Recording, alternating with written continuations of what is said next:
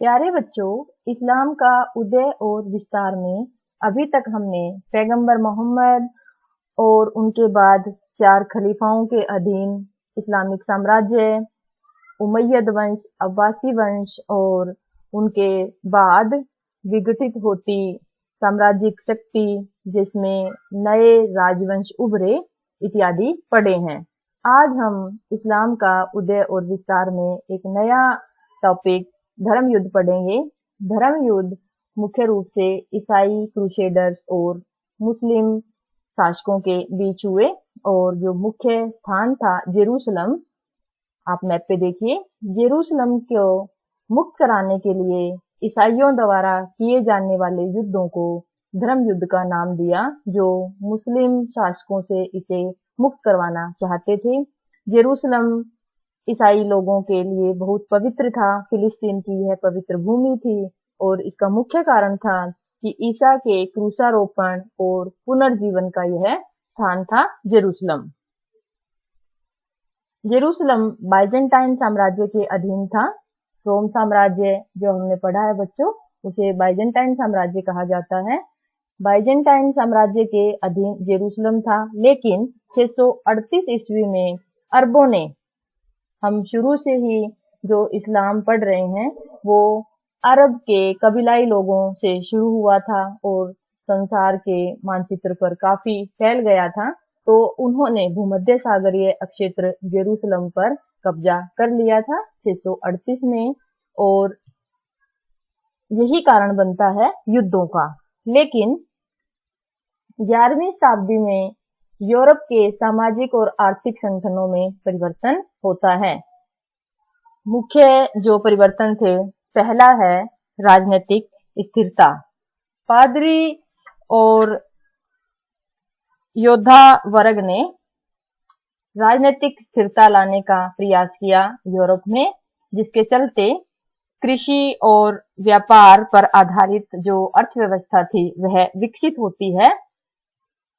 लेकिन इस राजनीतिक स्थिरता और आर्थिक स्थायित्व के दौर में जो सामंतीवाद है उसमें आपसी झगड़े होते रहते थे।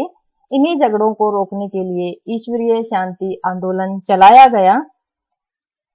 ईश्वरीय शांति आंदोलन ने सामंती समाज की आक्रमणकारी प्रवृत्तियों को ईसाई जगत से हटाकर ईश्वर के शत्रुओं की ओर मोड़ दिया और ईश्वर के शत्रु बच्चों ईसाई समाज में मुसलमानों को कहा गया और एक ऐसा वातावरण बनाया गया जिसमें विधर्मियों यानी मुसलमानों के खिलाफ जो युद्ध हैं वो केवल उचित ही नहीं बल्कि प्रशंसनीय भी समझे जाने लगे। 1092 में सालजुक सल्तनत का विघटन हो जाता है और मलिक शाह की मृत्यु के बाद यह विघटन होता है। हमने जब अब्बासी वंश के बाद विभिन्न सल्तनतों के बारे में पढ़ा था तो सालजुक तुर्क भी पढ़े थे और इस क्षेत्र में इनका जो है साम्राज्य था सालजुक तुर्कों का। लेकिन 1092 में यह सल्तनत विघटित हो जाती है और बाइजेंटाइन सम्राट अल्केशियस प्रथम का एशिया माइनर और उत्तरी सीरिया पर कब्जा हो जाता है। आप मैप पे देखिए बच्चों, ये सालजुक तुर्क थे, लेकिन अल्केशियस प्रथम ने एशिया माइनर और उत्तरी सीरिया पर कब्जा किया। एशिया माइनर में तुर्की और आर्मेनिया के प्रदेश आते हैं बच्चों। ये भूमध्य सागर है।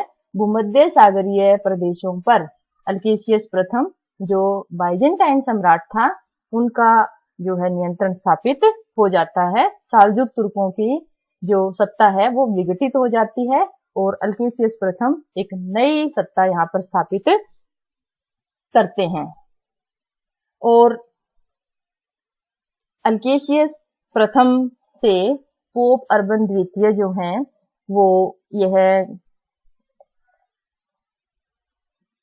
कोशिश करते हैं कि ईसाई जो है धर्म युद्ध किया जाए और पोप अर्बन द्वितीय द्वारा ईसाई धर्म को पुनर्जीवित करने का प्रयास किया और उन्होंने बाइजेंटाइन सम्राट अल्केशियस प्रथम के साथ मिलकर ईश्वर के नाम पर युद्ध लड़ने का आह्वान किया और 1095 से 1291 के बीच तक कई धर्म युद्ध लड़े गए।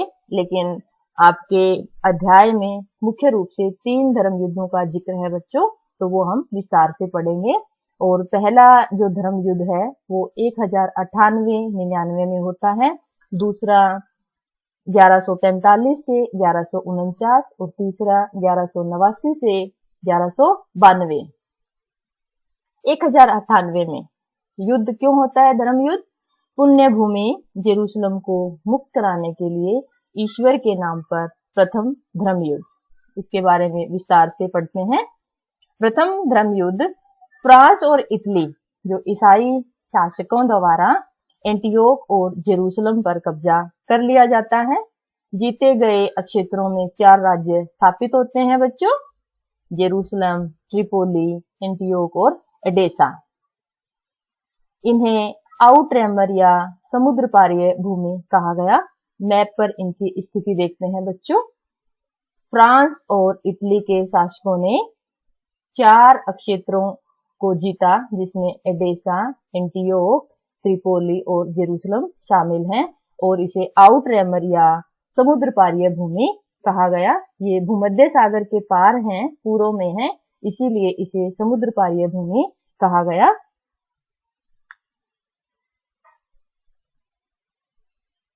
द्वितीय धर्म युद्ध।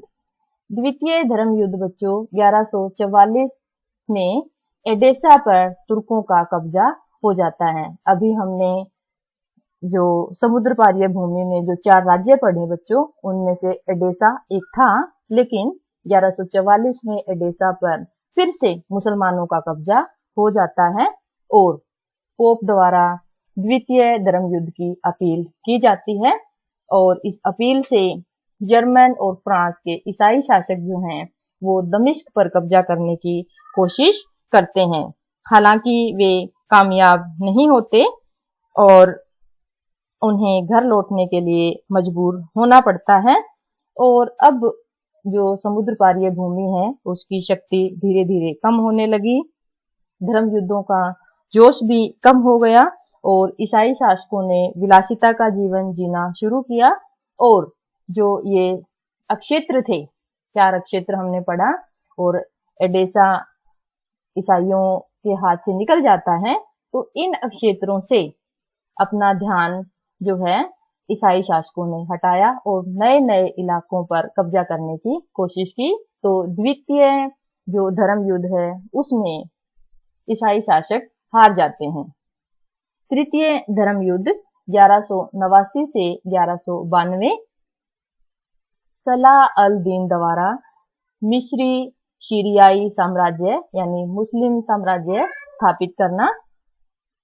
1187 में सलाह अल दीन ईसाइयों को पराजित कर देते हैं और जेरूसलम पर फिर से कब्जा हो जाता है। 1189 में तृतीय धर्म युद्ध होता है, लेकिन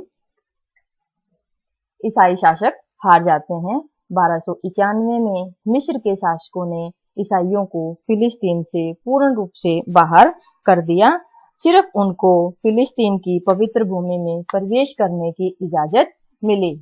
आप मैप पे देखिए बच्चों, ये जो समुद्र पारीय भूमि और जो 4 महत्वपूर्ण केंद्र थे उसमें एडेसा 1144 में ही ईसाई शासकों के हाथ से निकल जाता है और अब जेरूसलम भी तृतीय धर्म युद्ध में ईसाई शासकों के पास नहीं रहता और ईसाई शासकों की हार होती है। और सलाह अल दीन जो है उसका व्यवहार ईसाई प्रजा के प्रति अच्छा रहा और उसने जेरूसलम में ईसाई जनता का जो पवित्रता की जो भावना थी जेरूसलम के प्रति, उसका मान रखा। 3 धर्म युद्ध पढ़े अभी हमने बच्चों। प्रथम धर्म युद्ध 1098 से 99 समुद्र पारीय भूमि ईसाई शासकों द्वारा निश्चित की गई थी, उस पर कब्जा किया गया था। द्वितीय धर्म युद्ध में एडेसा जो है वो ईसाई शासकों के हाथ से निकल जाती है और तीसरे धर्म युद्ध में जो है यरूशलेम पर भी ईसाई शासकों का जो है अधिकार नहीं रहता। अब धीरे धीरे यूरोप की जो है इस्लाम में जो सैनिक दिलचस्पी खत्म हो गई और यूरोपीय शासकों ने अपना ध्यान आंतरिक राजनीतिक और सांस्कृतिक विकास की ओर किया। ईसाई और मुसलमानों के बीच में जो धर्म युद्ध हुए उनके प्रभाव क्या रहे?